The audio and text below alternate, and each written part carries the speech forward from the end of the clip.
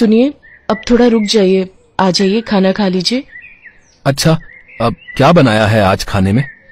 करारी भिंडी, आपको बहुत पसंद है ना? अरे राधिका, खुश कर दिया तुमने तो। क्या खुशबू है, मजा आ जाएगा आज तो खाने में।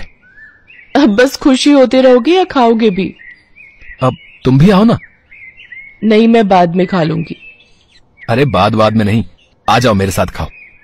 श्याम की जिद पर राधिका ने भी खाना शुरू कर दिया। श्याम और राधिका की शादी को 5 साल हो गए थे। वो दोनों ही एक दूसरे से बहुत प्यार करते थे। श्याम एक किसान था और खेतीबाड़ी करके अपना गुजारा करता था। श्याम दिन भर अपने खेत में काम करता और राधिका घर संभालती। खाना खाने के बाद राधिका श्याम को एकटक देखती रही। अरे अब क्या हो गया, ऐसे क्यों देख रही हो? देख रही हूँ कि आप दिन भर कितनी मेहनत करते हो और आपकी इस मेहनत का फल कोई और ही ले जाता है। अच्छा, वो सरपंच की बात कर रही हो। अब बात तो साफ है ना राधिका, कर्जा लिया है तो पाटना तो पड़ेगा ही ना। बोलो। मैं सरपंच की बात नहीं कर रही हूँ, मैं तो उस किशन की बात कर रही हूँ। सारा दिन मेहनत आप करते हो और सारा मुनाफा वो लेता है। अरे तो उसमें अब मैं क्या करूं? खेती बाड़ी छोड़कर उस किशन की तरह सब्जी बेचने लग जाऊं क्या? हाँ, तो उसमें बुराई ही क्या है, और उसके लिए खेती छोड़ने की भी कोई जरूरत नहीं है। मैं तो बस ये कह रही हूँ कि जो सब्जी आप उगाते हो उसे आप खुद ही जाकर बेचा करो ना। अच्छा, और खेती बाड़ी कौन देखेगा? आप ही देखोगे, और जरूरत पड़ी तो मैं मदद कर दिया करूंगी। देखो, चाहे थोड़ी कम ही खेती कर लो, पर अपनी सब्जी आप खुद ही बेचो। मुझे एक बात बताओ जरा, इस बार वो किशन टमाटर कितने में लेकर गया आपसे? अब 50 किलो निकले थे, तो वही 5 रुपए के हिसाब से लेकर गया था वो। हे भगवान, आपको पता भी है कि बाजार में इस समय टमाटर का क्या भाव चल रहा है? वो आपके ही टमाटर पूरे 5 गुना महंगे बेच रहा है बाजार में। अरे पर मुझे नहीं आता ये दुकान चलाना। दुकान चलाने को कौन कह रहा है? बस आप अपनी सब्जी लेकर बाजार में बैठ जाओ, लोग अपने आप आएंगे आपके पास सब्जी खरीदने के लिए। ठीक है, इस बारे में हम बाद में बात करेंगे, अभी तुम घर जाओ। राधिका खाने का डिब्बा लेकर घर चली गई, लेकिन उसके जाने के बाद श्याम बहुत देर तक उसकी बात पर सोच विचार करता रहा। राधिका ने बात ठीक ही कही थी, पर तभी श्याम को सरपंच सूरजमल का ख्याल आया, जो कि 1 नंबर का खड़ूस और लालची आदमी था।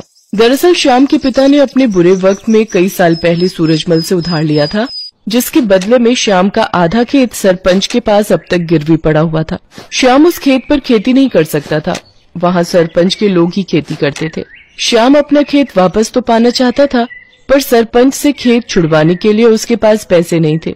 इसीलिए वो हर महीने किश्त के तौर पर एक रकम सरपंच को देता था।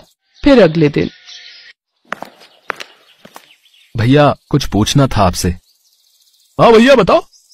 मैं एक किसान हूँ, सोच रहा हूँ कि कल से मैं भी अपनी सब्जियां यहीं बेचने लगूं खुद से। हाँ, बढ़िया विचार है, पर इसके लिए तुम्हें सरपंच जी से पूछना पड़ेगा और उन्हें यहाँ का टैक्स भी देना पड़ेगा। टैक्स? पर वो किस लिए? अरे ये जो तुम पूरा चबूतरा देख रहे हो ना, जिस पर सब लोग सामान बेच रहे हैं, असल में ये सरपंच के खेत पर बना हुआ है, और ये चबूतरा भी उसी ने बनवाया है। हमारी मजबूरी है, इसीलिए हम सबको यहीं बैठना पड़ता है। रोज के 50 रुपए देने पड़ते हैं उस सरपंच को, और अगर ये पैसे नहीं दिए तो उसके लठैत आकर मारपीट पर उतारू हो जाते हैं। अरे ये तो बड़ी नाइंसाफी है भैया। है तो सही, पर क्या कर सकते हैं, अब जो है मैंने तुम्हें बता दिया। श्याम मुरझाया हुआ चेहरा लेकर अपने घर चला आया। उसने राधिका को सारी बात बता दी। राधिका ने कुछ देर अपना दिमाग लड़ाया और फिर, सुनो, मेरे पास एक तरीका है। अब क्या? बोलो तो।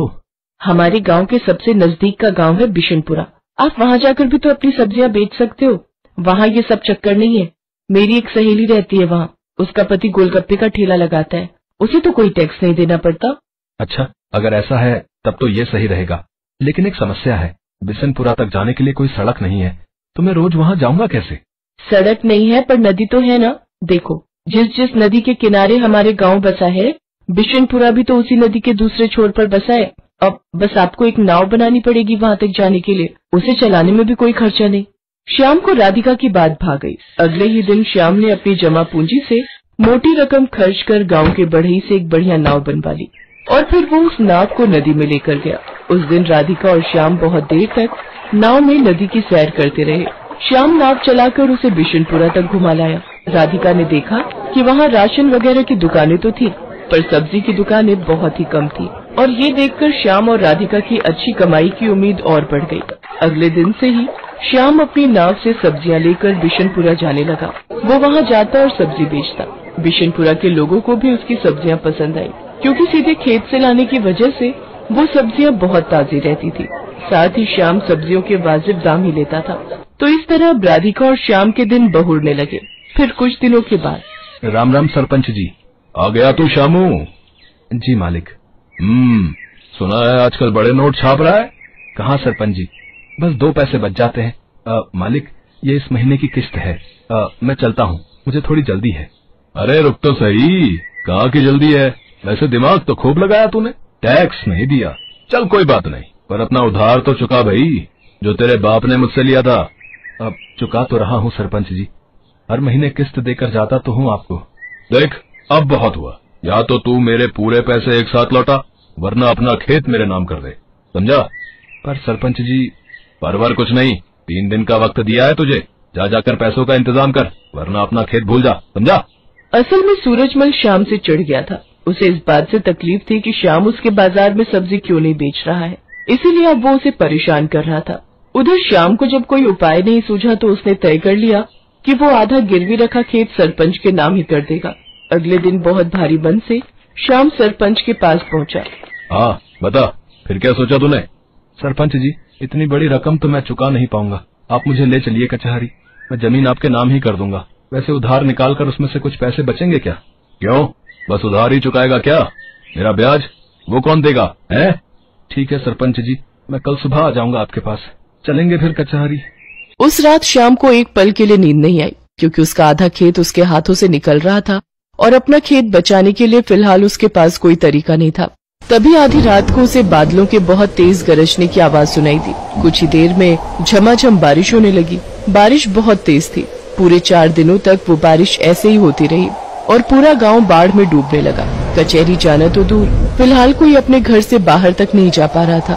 बाढ़ की वजह से लोगों को बहुत परेशानियां होने लगी। किसी के घर में पीने का पानी नहीं बचा था, तो किसी के घर में अनाज खत्म हो गया। ऐसे में श्याम ही वो इंसान था जिसने सबकी मदद करने के बारे में सोचा। वो अपनी नाव की मदद से सबकी जरूरत का सामान उन तक पहुंचा रहा था। हर कोई श्याम की तारीफ कर रहा था। और फिर, अजी सुनते हो? हाँ, क्या हो गया? अरे आपने सुना क्या, सरपंच जी के घर की दीवार गिर गई है। बारिश का सारा पानी उनके घर में घुस गया है। शांता बता रही थी कि बाकी लोग तो सही समय पर निकल आए, लेकिन सरपंच जी अपने पोते के साथ घर के अंदर फंस गए हैं। अरे तो मुझे जाना चाहिए, फौरन जाना चाहिए। इतना कहकर श्याम ने तेजी से अपनी नाव चलाई। उसने जाकर देखा तो वाकई सरपंच अपने पोते को कंधे पर बिठाए पानी में डूबा खड़ा था। वो चिल्ला चिल्ला कर मदद मांग रहा था। बाढ़ का पानी उसके गले तक आ रहा था, लेकिन श्याम फौरन अपनी नाव लेकर सरपंच के नजदीक गया और सरपंच और उनके पोते को अपनी नाव पर बिठाकर बाहर निकाल लाया। पूरे 3 दिनों तक सरपंच और उसका पोता श्याम के घर की छत पर रहे। जब पानी का स्तर कुछ कम हुआ तो श्याम ने सरपंच से कहा, सरपंच जी, अब रास्ते खुल गए हैं तो कचहरी चलें। बस करो श्याम, मेरी आंखें खुल गई हैं भाई। मैंने तुम्हें और तुम्हारे बाबा को बहुत परेशान किया, पर फिर भी तुमने मेरी और मेरे पोते की जान बचाई। मुझे माफ कर दो। और रही बात उस खेत की, तो वो हमेशा से तुम्हारा था और आगे भी तुम्हारा ही रहेगा। और हाँ, एक बात और, तुम्हें अब गांव में जहां और जैसे सब्जी बेचनी है तुम बेच सकते हो, वो भी बिना किसी टैक्स के। सरपंच की बात सुनकर श्याम और राधिका खुशी से मुस्कुराने लगे। बारिश थम गई थी, लेकिन उसने सूरजमल के मन पर चढ़े मैल को हमेशा हमेशा के लिए धो दिया था।